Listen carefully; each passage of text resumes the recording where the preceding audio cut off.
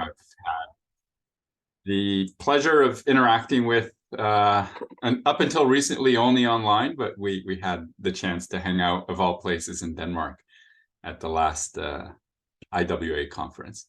But without further ado, I'll let you do sort of more intros specifically on yourself, Karl, and the floor is yours. Okay, excellent. Thanks. And great. Thank you, everyone. Okay, let me start the presentation. Oh, wait a second.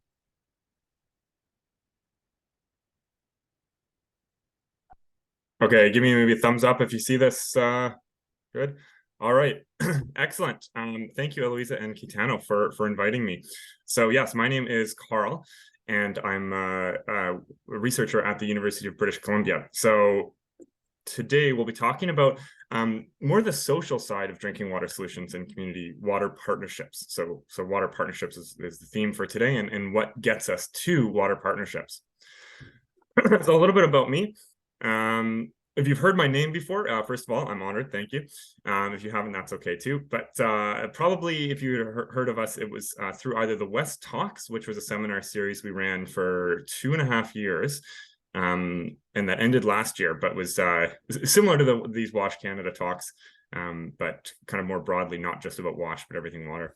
And also about the West Conference, which is a student-run conference by UBC and UVic, by students for students. So perhaps you've been able to be part of one of those before. What we need to know about me is that I love water. I love everything about water. I love the science of water. I love the social side of water, of the culture. I just love hearing water stories and how water connects people and brings joy and happiness and hopefully health to people. I also have a very personal connection with water. I used to spend about two hours every morning for about 8 years on water. This is me with the UBC rowing team. Now a few years ago. This is me before I'd ever known what rowing was, trying to test the strength of frozen water with my dad's canoe. There we go. So a little bit more on my actual background here. I did my bachelor's at McMaster University in Chem Bio Engineering. And I'm currently in the 5th year of a PhD in environmental engineering at the University of British Columbia. So I'm in that spot where you're not supposed to ask what their plan is after they graduate. And so my PhD, I've had kind of 3 very distinct phases. That the third one is what we're going to be talking about today. But the first one, I spent the first 4 years of my PhD in the lab understanding the chemistry and the biology behind water filters we call biological ion exchange. So they're kind of like a Brita filter, but they work about 8 times better. And through this, I really understood lots of the science of water treatment and more the technology side behind it. And that's where my heart's at, and that's what I love, the science and understanding how to make clean water and safe water and wastewater. But through my time at UBC, I was also privileged to be part of a group called Réseau, which was kind of like a not-for-profit organization, and we worked with Indigenous and non-urban communities, largely in British Columbia, and looking at community water solutions and working with communities to find their safe water solution. And what I learned there is that it's much more than just a technology. There's lots of great technologies out there. You can go to water equipment vendors and buy excellent water treatment technology, but that technology is not all of a solution, and that's what we're kind of getting into. So the third study that is part of my PhD, and this is what I'm doing for the final year, is looking at the tools for water partnerships. So understanding that we need more than technology, how do we build water partnerships to bring all the requisite knowledge together? And so this is kind of looking at water through a community and a social sciences lens, and that's what we're going to be talking about today. Okay, and to make sure that nobody drops off the call, I promise you that at the end, I will tell you why I owe this nice man a beer. All right, so today we're going to be talking about safely managed water. I won't do too much of an introduction about kind of SDG and sustainable development, because I think this group has a good handle on that, but we'll talk a bit about safely managed water. And then we'll talk about a partnership approach that sets us up to achieving the safely managed water, and why we need this partnership and participation and participatory engagement. And then to get to having a partnership approach, you need everybody kind of involved in the process. And so we're going to look at 3 steps to how to prepare people and get people ready to be involved in the process of finding safe water. So now I've got a graphic here that kind of shows the whole of the design processes. I think 8 steps, don't get overwhelmed. We're only talking about the first one here. So if we kind of talk about the project lifecycle, this is just to situate our discussion today.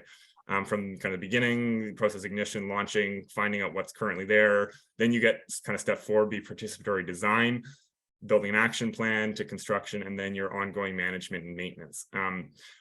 What we're talking about today is how it's kind of in the process ignition stage. And right at the beginning, how do we get people up and ready for this water partnership? And so our development duck, which will be a recurring figure. So if you need to know anybody, learn that development duck at the bottom. So it says that empowerment sets up a partnership for the development project.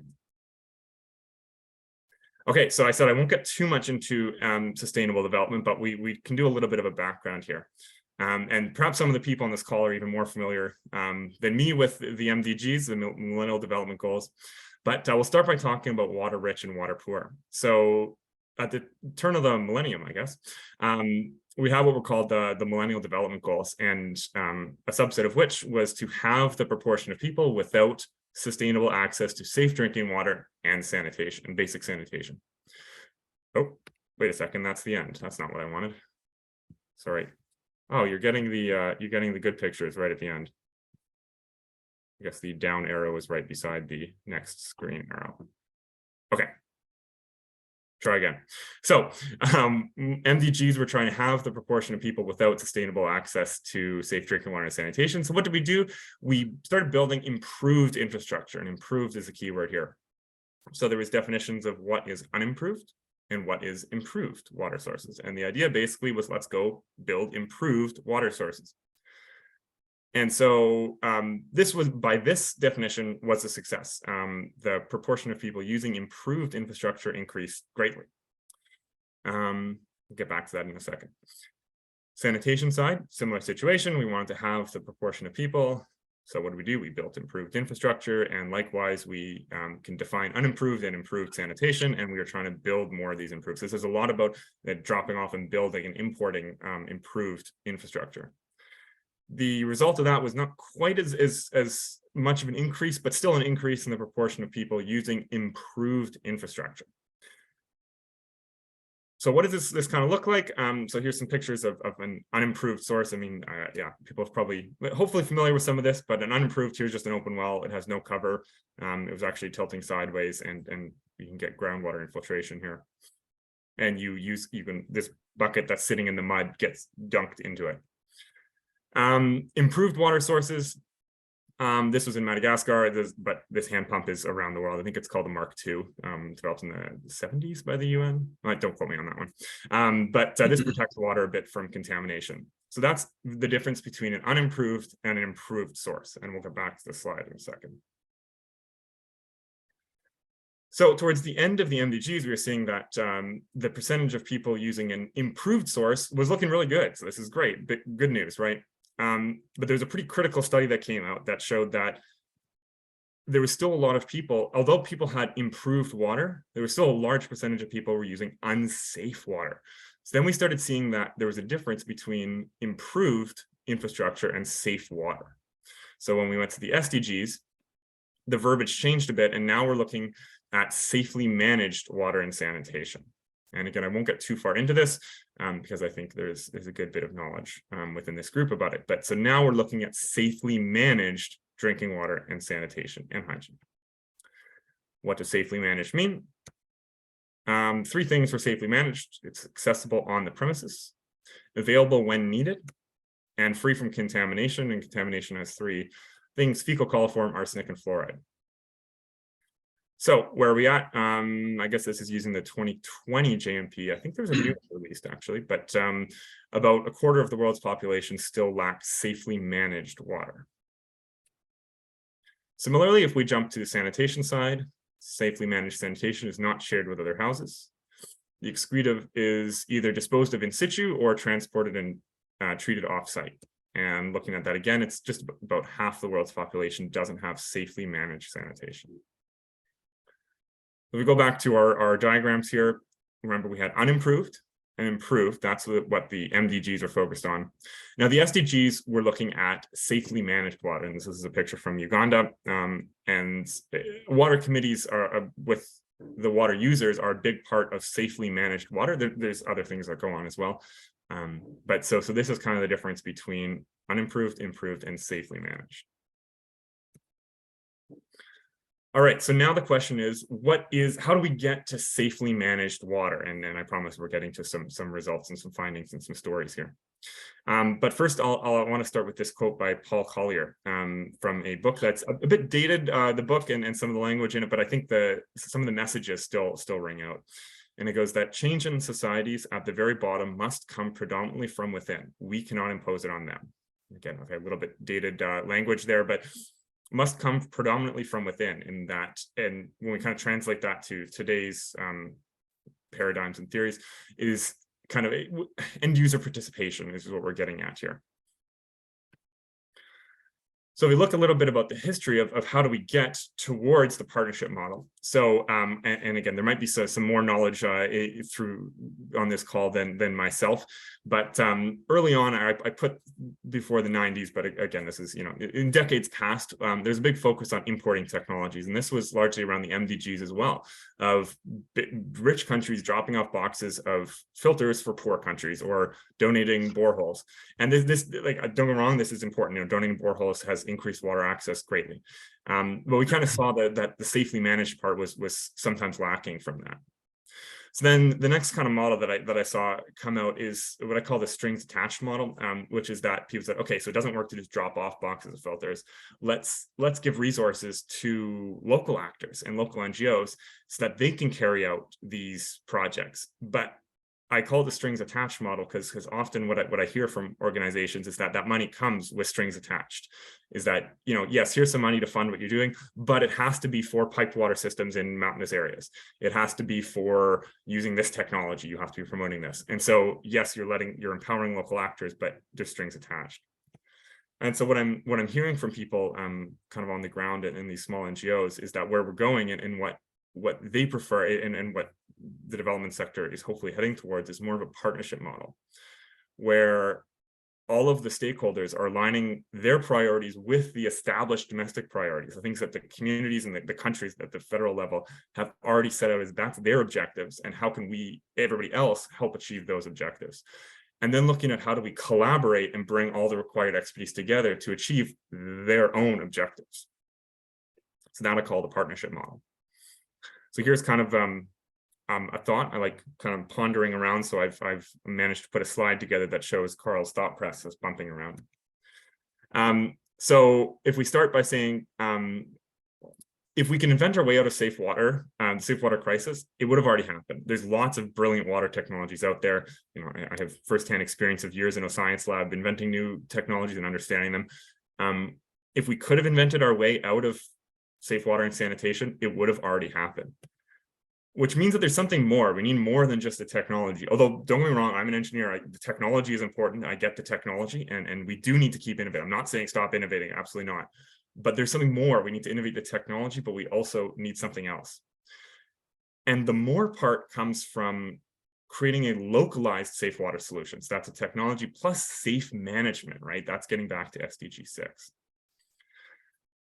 And this localization process is only possible by bringing together a lifetime of experiences. You can have an excellent technology that works in a science lab. I've got one at UBC if you want to see it, but it needs to be localized. And you can do that by bringing in local knowledge of what rivers flood in the summers, or what rivers go dry, flood in the winters, dry in the summers, where are the historical contaminants coming from, and things like cultural practices of, in India, people are worried, they don't like drinking out of plastic because it warms up in the summer. So they like clay. That's something that would never come through in a design, but by a lifetime of experiences, it's a very important part of the process and the solution. But then you also need a lifetime of experience in public health and of technical expertise and of the national domestic relevant policy. So now we're getting all these different lifetimes of experiences that are needed to create the safe water solution. And guess what? Here's where we get to water partnerships. So we're uniting all of this experience on the same team. All right, take a breath. short break from our programming.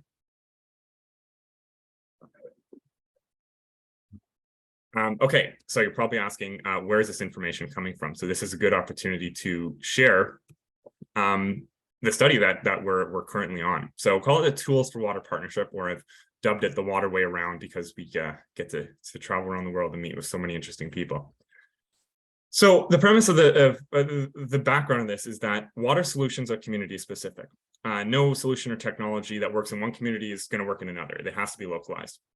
However, if we're understanding that a partnership model is the way of doing that localization, of bringing all these people together, the theory is that the hypothesis is that the approaches to building trusting partnerships are more universal. So how do we build partnerships? Who are the important people, and how do we build trust? That we're hoping is transferable. And that's what is going around the world now. And speaking with water leaders, water champions, NGOs, households, all these people about what approaches can empower a water partnership towards sustainable water solutions. So how do we build water partnerships? So here's the map. Of course, I won't go through all this. Just over halfway through all these journeys. In fact, next Thursday, I'm heading to Colombia and then on to Peru. And so these are all the organizations that we're meeting with from around the world. And so in each of these areas, I call them the NGOs I'm visiting partners of friends. So I have many excellent collaborators. Cost from Calgary has been so supportive of my journey. And so many of these organizations and people I knew recommended local NGOs or CBOs to go visit. So I spend a couple weeks with each one. And I talked to the NGO, the local actors, as well as their collaborators. So, we'll go to the nursing station, we'll go to the government office, we'll spend a lot of time in the village talking to households. And there's many questions. I have an interview guide, and we kind of go through that, but I like to think of them just as water discussions, just sit down and chat with people about what they think, often through a translator. And so what we're asking is three things. Who are the key stakeholders? What are the roles for each of those stakeholders? And what tools enable sustainable water partnerships? So in all, we're about halfway through this, but we're expecting about 200 interviews and just about 500 individuals from 5 continents, which is pretty cool. All right. Well, as we start diving into some of the results and then the findings here, I'm going to kind of explain the framework. So this is where things get complicated. So hence we have the inception, if anyone recognizes that. So if we're trying to get to safely managed water, that's what we want to get to, right? SDG 6, safely managed water. And this is equally applicable for sanitation and, in fact, any sustainable development. But I'm focused on water. I'm a water guy. I love water. Safely managed water requires participation by many stakeholders. And the theory here is that this participation is facilitated through a partnership approach.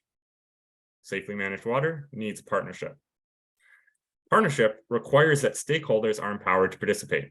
So many people who perhaps have a university education or work in an office job kind of thing might be kind of prepped and have the background, but they might not. And there's many people, especially end users, water users, who might need a little bit of prompting and help to kind of get up to speed to be able to participate in a partnership.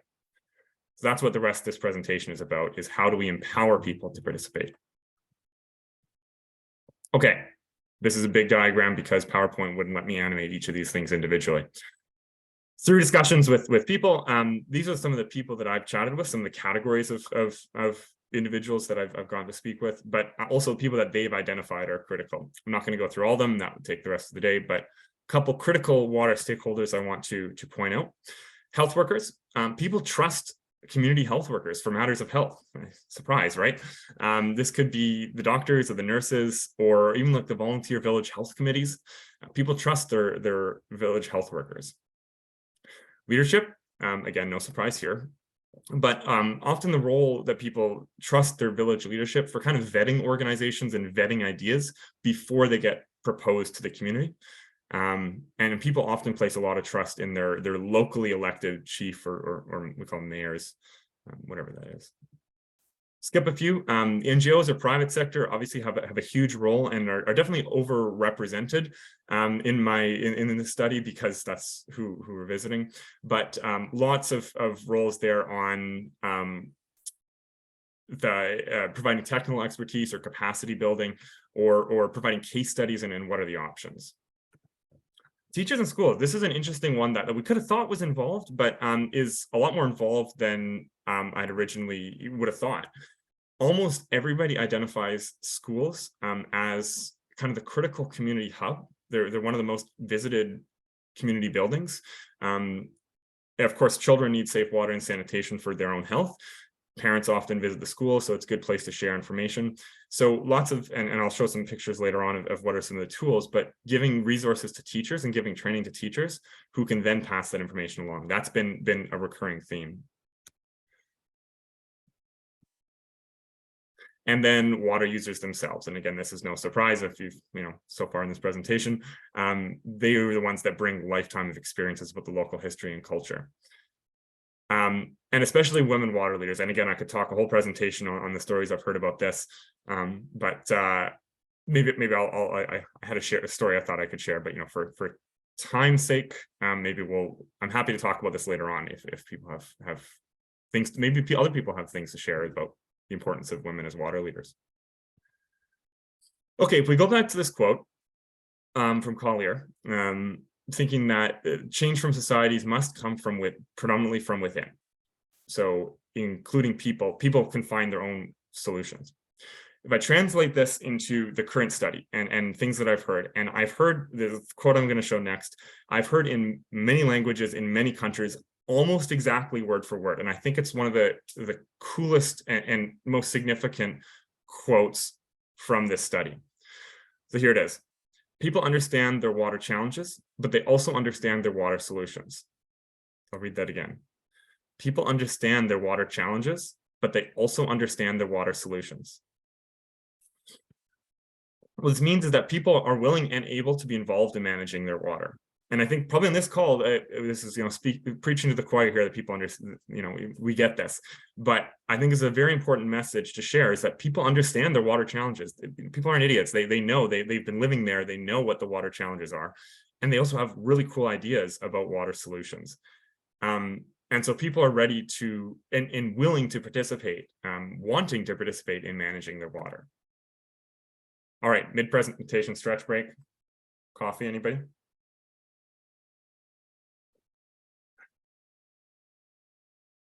So where are we at so far? So Karl, yep. There was just one point of clarification in the chat box, and maybe this is an opportunity to. Okay. And it was just when you mentioned schools, you're referring more to primary. Is that correct? Yeah. Yes, definitely primary school. So often in developing communities, they'll have a primary school. Secondary, depending on the country, secondary schools might also be around, or the secondary schools might be more district related. But primary schools it starts kind of with childcare centers, and primary schools was kind of the intention of that. Childcare centers, primary schools, depending on the country, that might go up to the equivalent of like grade 5, 6, maybe up to 8. But yeah, that's what we're talking about there. Okay, excellent. So what we've talked about so far is safely managed water and SDG 6 and why we need safely managed. And now we understand that partnerships lead to user involvement, which is necessary for safely managed water. Where we still need to talk about for the rest of this presentation is how do we empower people to be involved in those water partnerships? And then I also mentioned the importance of trust. So that's where we're at now. Okay, there's going to be 3 equations in this presentation. I know this is kind of a water stories presentation, but I'm an engineer, so you have to forgive me. I got 3 equations. The first one is on the next slide. So a water partnership is necessary. You need stakeholder participation and trust.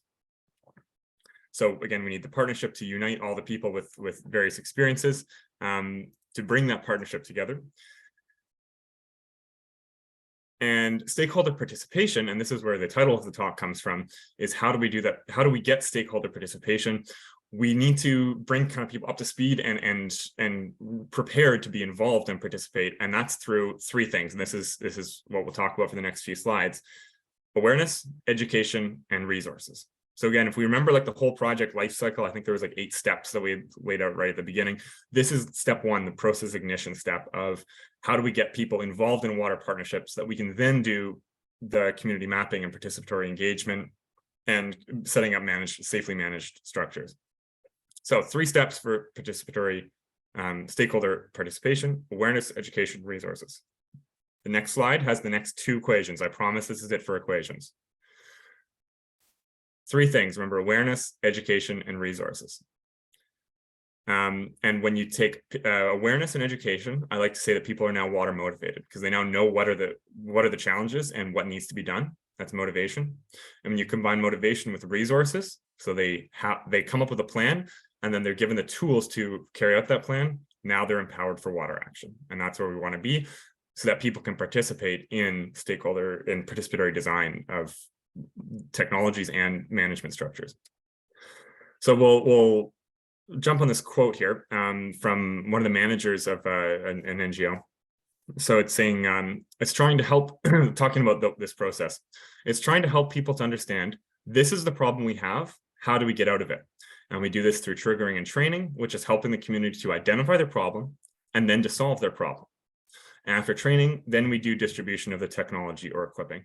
And this, I know I said we don't like importing things only, but in this case, it was actually a tool for behavior change to use the technology. So when we break this down, the first part was awareness. So this is through things like triggering, and which is helping the community to identify their problems, their water challenges. Education is training, so helping them to understand what are the options to solve this problem that we've identified. And the third is resources. And in this case, it was a technology, and in other cases, it's other resources that are needed. All right, awareness, education, resources, the bottom of the slide there. One of the first things about awareness, I think we have 4 slides on this, is visualizing water contamination. And so in many parts, people don't, you can't see. Many of the contaminants are invisible. This is a fluoride, arsenic, even fecal coliforms, even iron. Many of these things are invisible, and the water looks clear, but it could actually have health impacts on you. So providing people with tools to visualize water contamination. So this gentleman has a little bottle of fluoride reagent. It probably costs like $2. I forget what the reagent actually is, but it's a fluoride. It's a presence absence test for fluoride. It either turns pink or yellow. And so giving people the tools and training them, I think it was like, it's 4 milliliters. There's a little etch mark on the vial and 12 drops of this stuff. And then once you give people these tools, then they can go around and test their water, and they can visualize what water is safe and unsafe. This is a super cool experiment that these guys were in India. We were talking with, and through translating, they started to tell me about this guava leaf thing, and I was like, whoa, go back. Can you explain this? And then I was like, can you show me? This is super cool. So this experiment, so all 3 of these glasses started off as clear water. The middle one was water from a borehole, this gentleman's borehole in his backyard. The right glass is from his well, like a big open well, used mostly for agriculture. And then the left glass is from the filter, the biosand filter. And so they took guava leaves, and you crush the guava leaves up, put them in each one. And again, these all 3 started off like clear water, and this is after about 5 minutes. And so something in the guava leaf, I've heard papaya does the same thing, will precipitate the iron and create blackness. So here you can see, like, quite visually, iron in the water. And so people can understand there's iron in the water or there's not iron in the water. And I thought that was a really powerful tool for visualizing water contamination, and something that the people can, the water users can understand, and then they can do it themselves. A second tool for building awareness of what are the water challenges is mapping, community mapping. So this is where you can walk around kind of with elders and create kind of the map of the structure of the community and the historical important and culturally important points. And then when you also layer on maybe some water quality data, maybe using those fluoride tests or whatever the local contaminant is, and you can create a map of where are the safe and unsafe water sources in a community. And then I think this one is posted at it was a boys' school, I think. But you can post them at community centers so that you can say, like, hey, remember when we walked around and tested all that water with everyone? Well, this is the map that can show you where it was safe and unsafe. The third thing about awareness is connecting unsafe water and sanitation to family health, and saying, if you have unsafe water or poor sanitation practices, what's actually the impact on health? And often that part is also not understood well, and people really appreciate when largely NGOs will come in and do education sessions and build awareness around what is the connection. So here this is arsenic. So arsenic causes arsenicosis, causes little impressions or pits on the skin that they're quite painful. And so, yeah, teaching people that, you know, these things on your hands, they're not magic or bad luck. They come from water, which looks clear, but has contaminants in it. So here's a quote by one of the water users who said that we were introduced only that the water was contaminated by the government. Sorry, introduced by the government, not contaminated by the government. We were introduced by the government that the water was contaminated, but we were not told if it was fluoride or bacteria. And in fact, we could not remember these words. Only when the NGO came did we learn what is fluoride. And triggering.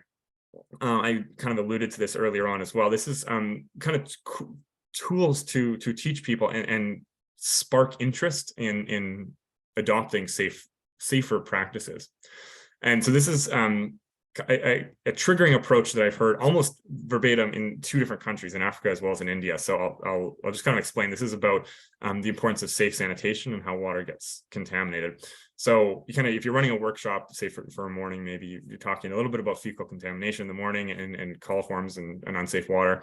And then if the community is still practices open defecation, you get people, okay, get a plastic bag, everyone go around and collect feces, like collect a poop that you find in the bush, and then bring it back. So they'll do that and they'll bring it back. And then you say, okay, so you have maybe pour a cup of clean water from a water bottle and say, okay, would you drink this? Yep. Okay, excellent. And you take a stick or a piece of hair, somebody mentioned, you touch the feces and then you put it in the cup of water and say, okay, would you drink this now? And so I'll read them a quote here. People would say, no, I can't drink that because you just put the feces, but the water still looks clear. You can't see the feces. Why wouldn't you drink it? And of course, this is like, well, what do you mean? And then you can say, so you get a cup of water from maybe the well or the river or the lake nearby and say, well, would you drink this? Well, of course, yes, that's where we get our water. Well, of course I would drink that. And you say, well, remember when it rained the other day, all the feces that you guys just went around and identified as in the bushes, well, every time it rains, all that washes into the river. So even though the water looks clear, like this one that just touched feces, it's not. It can have danger and contamination. And so I'll read the final sentence here.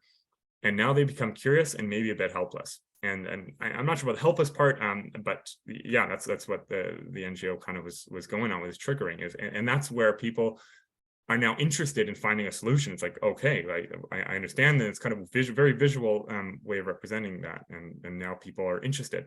So now the NGO's role or the facilitator's role can be to provide what are some of the options. So now we get to step 2, which is education. So what are the options? People really like demonstrations. PowerPoints, so in some situations work, but often people like demonstrations or posters. You have to also be aware of low literacy levels. And so demonstrations of actual technologies show people what are the options. Present a couple options and see what people think, what they like best or what they think would work best in their context. Here's from a water management committee in a village. The most important reason that they accepted this system was because there was sensitization by the organization that proposed it. So kind of building awareness of what are the options? What are a couple of options?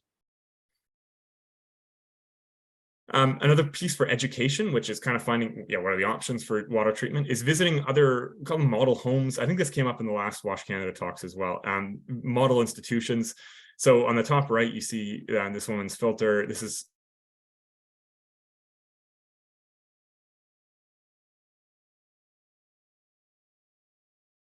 Did we lose Karl? moving iron is one of the things that's hey, look. Hey.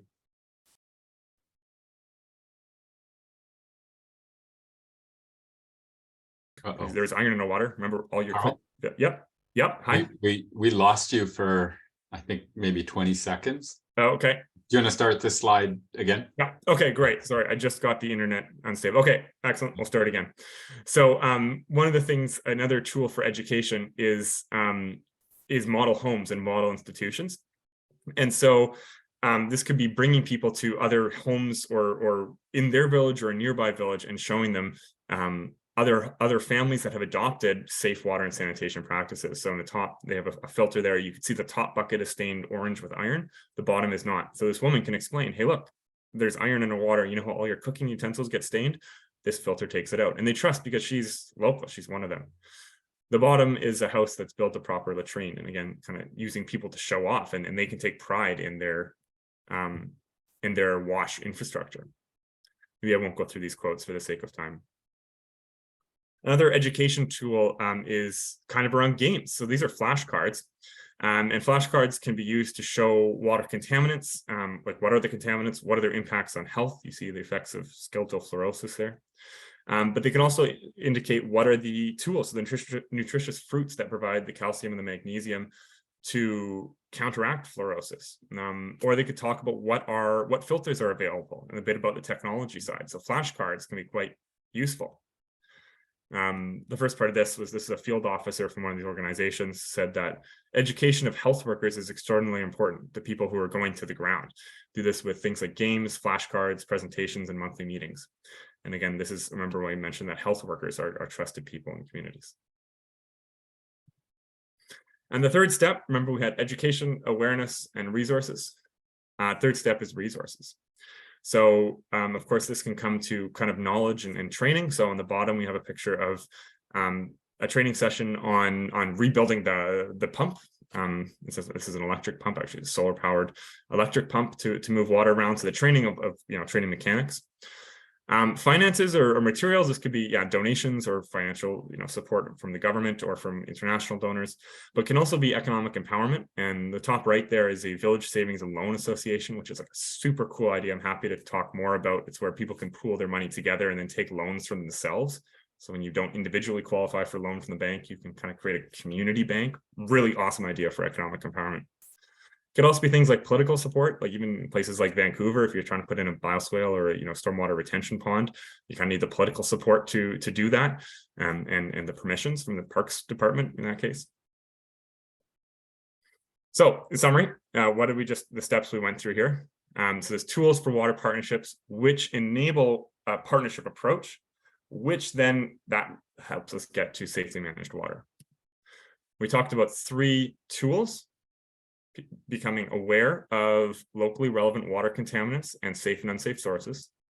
We talked about the education of safe water options, technologies, management solutions.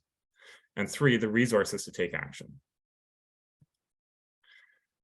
Now, the last little bit that I want to talk about is around building trust. And I like framing it in this way, is that partnerships, when you take a partnership approach, you switch to building trust between the water team, like within the other people on the water team, instead of trusting the technology alone, which I think is a much more powerful thing because it's humanizing the relationship. So you're not just having to trust this technology, which was donated to you. Now you understand and you trust the people. So how do we build trust between stakeholders? And this is a really interesting question I like to ask to people, especially to very community level people, is when a new organization or an NGO from your community or another community comes in, what can they do to build trust with you? So the things that were identified: long-term relationships. So this is not rocket science there, and so it's important to partner with organizations that are from the village and have been operating there for a long time. Respecting local capacity. So this is again getting back to people understand their water challenges and their water solutions. They get it. People know there's lots of local capacity. There's capacity to build clay filters. There's capacity to dig wells. You don't need to import things. Respect the local capacity. Adhering to local customs. I think that's also somewhat self-explanatory, but people have identified that often can go wrong as well. Align with trusted people. This is an interesting one. There's lots of different stories around this, but the heart of it is that there's trusted people within a village. And remember, we talked about the water stakeholders, the chief and council, or the mayor, health authorities, health workers, aligning ideas, getting on board with getting them on your team goes a long way to building trust. People will trust the health workers for matters of community health. In-person engagement in the local language. Introduced by a local representative. This one, it comes up all the time. Also, is that if you can get, so if you're aligning with trusted people, say the local water authority or Ministry of Water or the chief, get them to introduce you to the community, because then you've been vetted, and people, if you're introduced by a trusted authority, then people will trust you. And then transparent objectives. Be clear about what your interests are. I've heard many stories about people who didn't trust people because they thought that there was a hidden motive or profit-making motive. So what are the takeaways? We'll go back to this quote. People understand their water challenges, and they also understand their water solutions. We need to do more than just dropping off filters, and finding partnerships helps find localized water solutions. But to create a partnership, people first need to be empowered. And the thought here is that to do that, you need awareness, education, and resources. That empowers people to participate in water partnerships. And finally, frame yourself as all on the same team, because we are all on the same team. So think about who are the important stakeholders to get onto your team, what are each of their roles, and how do we make sure that everybody's opinion is included? Okay, that's a lot of information, right? I promised you that I would tell you why I owed this man a beer. This is a story from Madagascar. I don't think there's no sound on this probably, but this is us in a truck in the middle of, I couldn't even put it on a map in Madagascar, and watch this man right here. Oh, and he went down. But anyways, they all laugh it off. I suspect we're not the first group to get stuck in this mud hole, and we did pay them nicely so they can buy themselves a beer afterwards.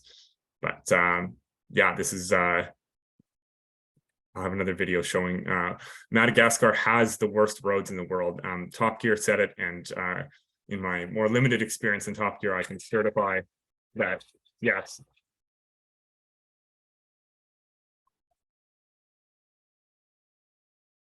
So there we go. So that's why we owed that man a beer. So there's a couple people to thank here. I don't have time to go through. There's been so many people involved in this. And every time I visit somewhere new, I'm going to have 2 slides eventually to show all the people who've been involved. And I'll end it on this. So as we talk, we can look at this lovely picture of the water agents meeting. This is another question I ask absolutely everybody we talk to. It's difficult to translate sometimes. What is the most important person or thing to keeping water safe in your community? And here's a word cloud of some of the options we get, answers we get. So thank you very much, and I'm excited for our discussion.